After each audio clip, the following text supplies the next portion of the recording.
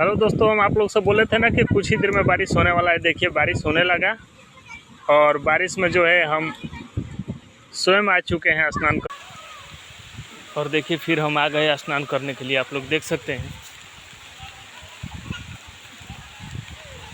हम कुछ देर पहले ही आप लोग से बोले थे कि बारिश होने वाला है।